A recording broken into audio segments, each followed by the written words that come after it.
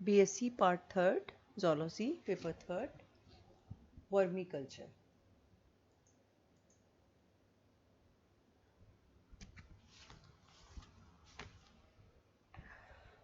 वर्मिकल्चर होता है केचुए या अर्थवर्म्स का कल्चर करना, इनका लालन पोषण करना और इनके नंबर में वृद्धि करना या इनकी खेती करने की जो साइंस है उसको वर्मिकल्चर या कल्चर ऑफ अर्थवर्म कहते हैं।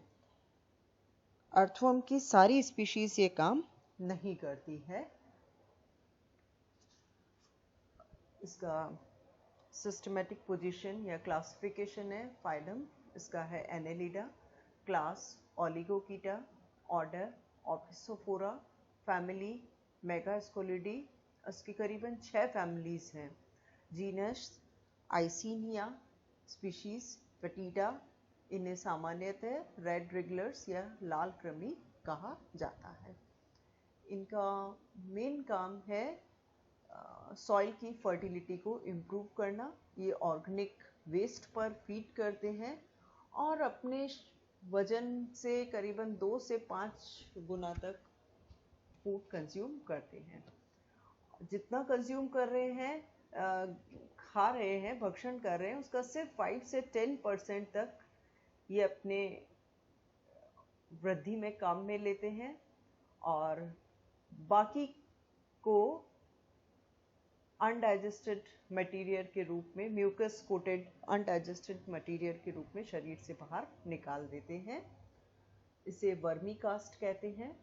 ये वाटर न्यूट्रिएंट्स जो हैं ये रेडिली सॉल्युबल होते हैं वाटर में और इसे प्लांट्स ग्रहण कर सकते हैं।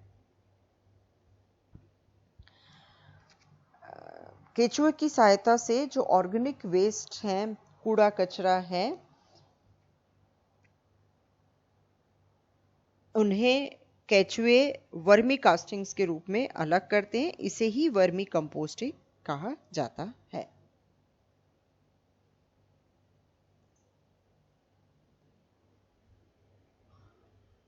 अर्थवर्म की 3 कैटेगरीज हैं।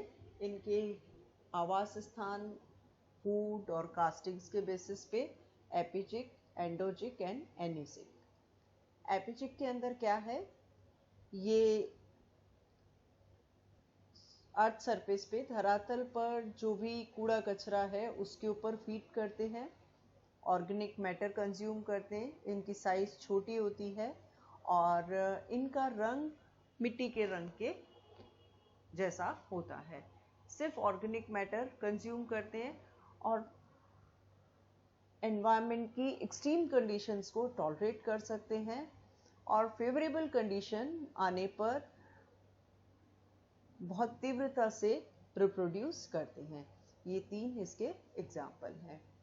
सेकेंड है एंडोजिक। इसके अंदर ये मिट्टी में छोटी छोटी वर्टिकल और हॉरिजॉन्टल टनल्स बनाते हैं,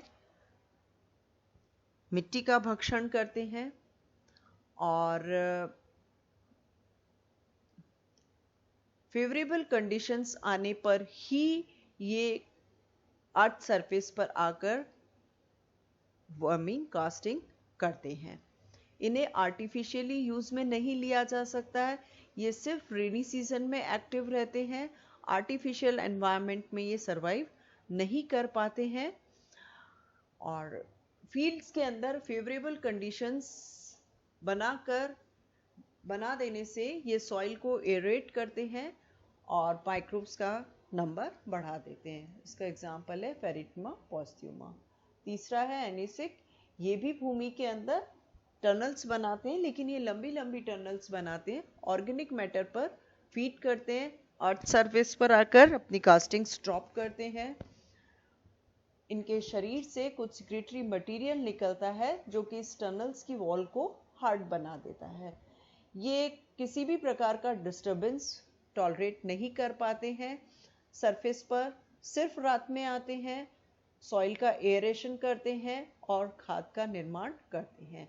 इनकी ग्रोथ रेट बहुत कम है, लाइफ साइकिल बहुत लंबी होती है, इसलिए इन्हें वर्मी कल्चर के लिए यूज में नहीं लिया जाता है।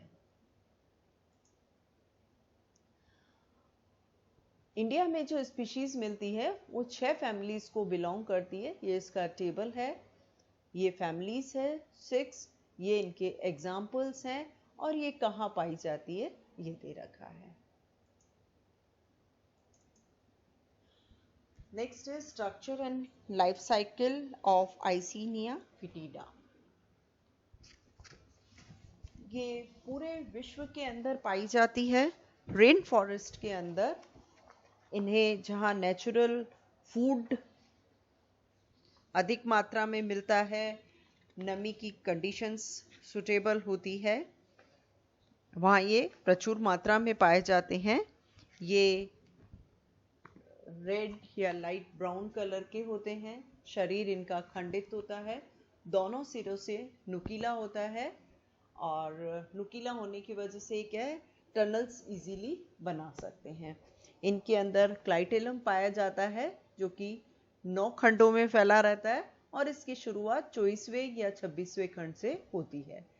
फेवरेबल कंडीशन है इसके लिए 10 से 35 डिग्री तक का टेम्परेचर, 20 से 60% ह्यूमिडिटी।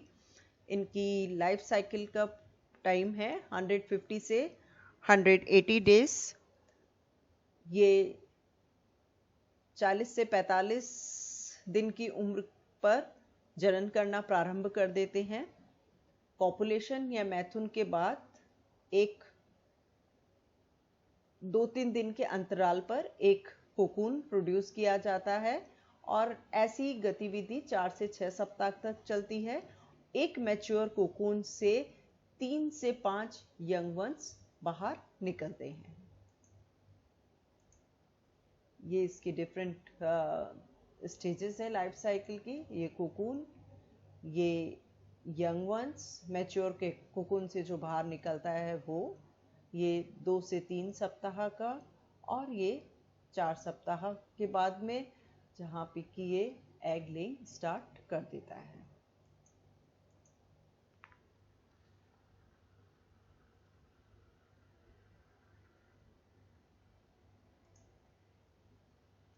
नेक्स्ट है वर्मी कंपोस्टिंग किस तरह से होती है।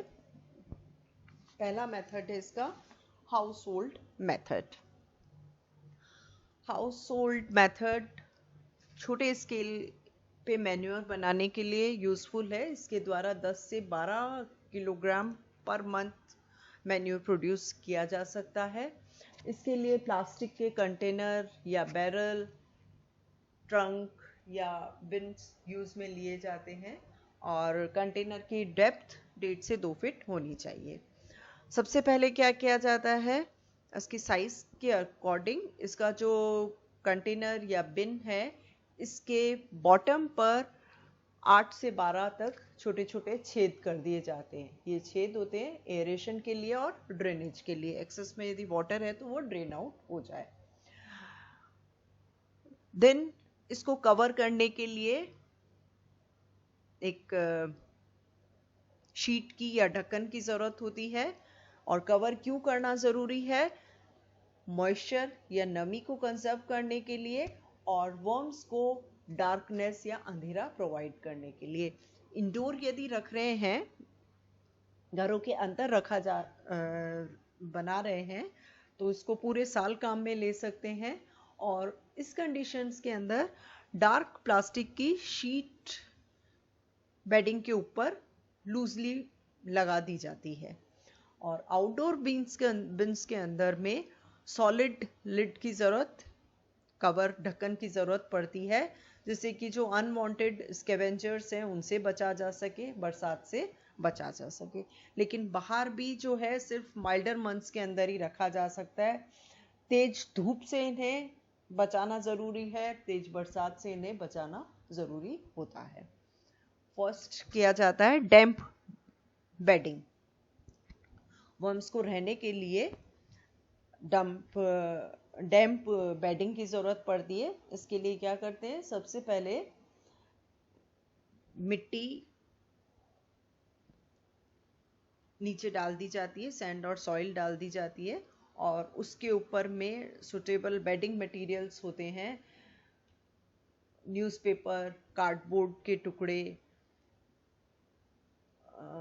पत्तियाँ, सूखी हुई पत्तियाँ,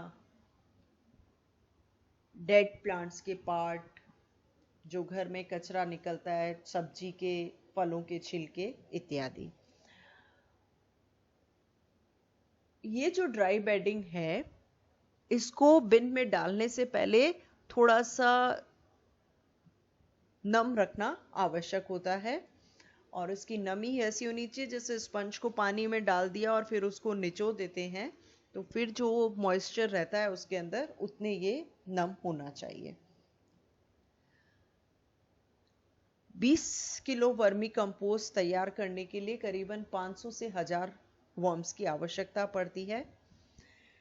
और ये जो बेडिंग हम तैयार की है, इसको धीरे धीरे हिलाते रहना चाहिए एयर स्पेसेस क्रिएट करने के लिए, जिससे कि इसके अंदर बदबू नहीं आए और वर्म्स का फ्री मूवमेंट संभव हो सके।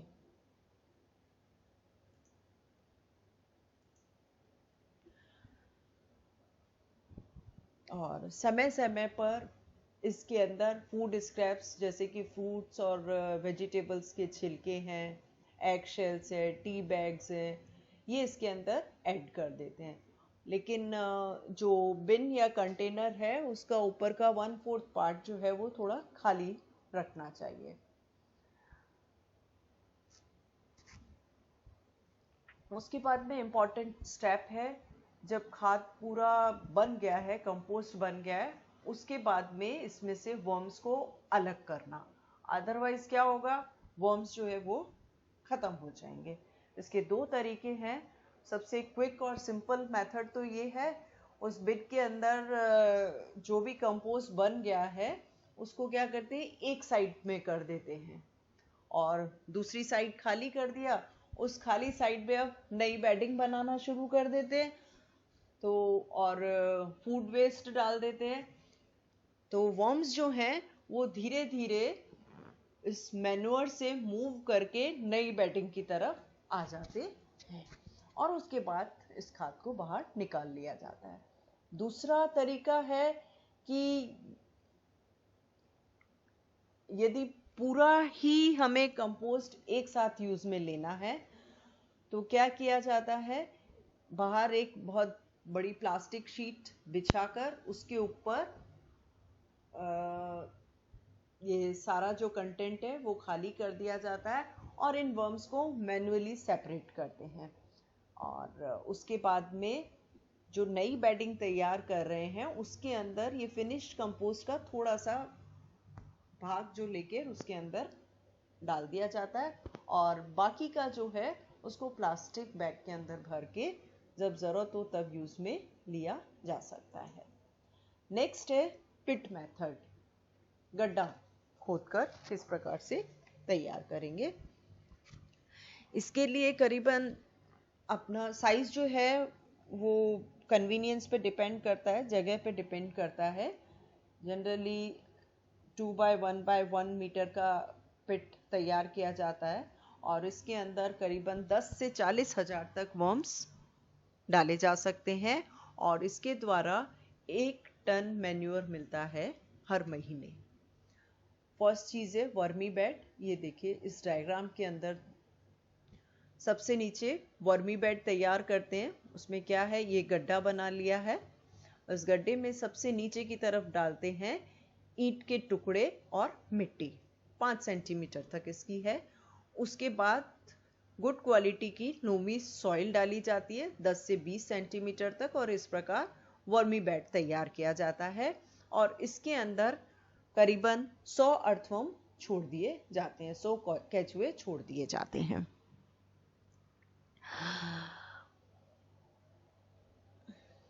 उसके बाद में ऑर्गेनिक लेयरिंग की जाती है, किसके द्वारा, फ्रेश कैटल डंग के द्वारा, फ्रेश गोबर के द्वारा ऑर्गेनिक लेयरिंग की जाती है।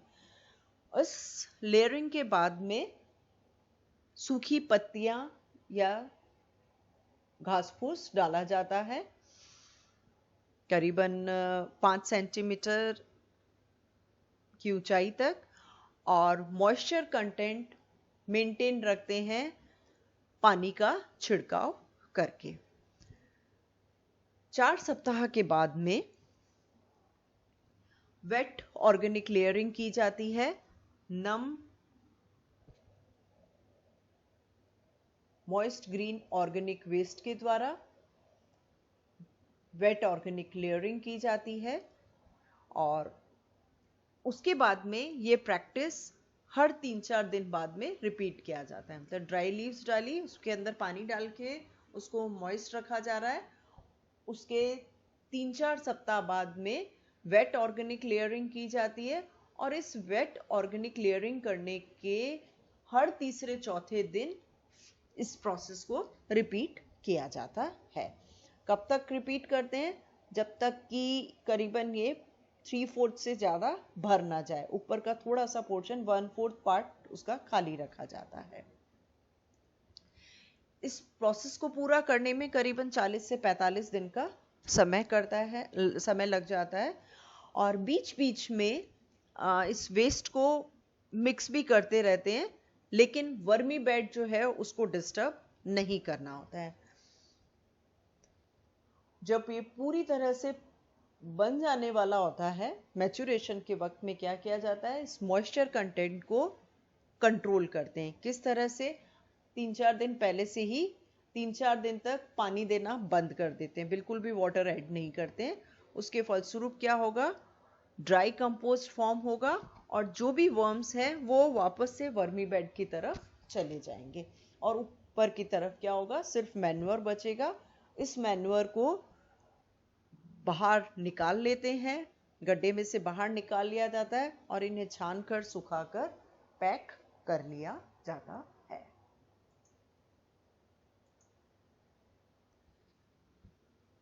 Next advantage of vermi composting. ये बड़ा एक्साइटिंग और एजुकेशनल फॉर्म है। इसके द्वारा कंपोस्टिंग जो है पूरा साल तैयार किया जा सकता है, इंडोर्स भी और आउटडोर्स भी। और फूड वेस्ट इसके अंदर टाइम टू टाइम ऐड करके हम घर में भी इसको आसानी से तैयार कर सकते हैं। बहुत अधिक मेहनत इसमें नहीं लगती है।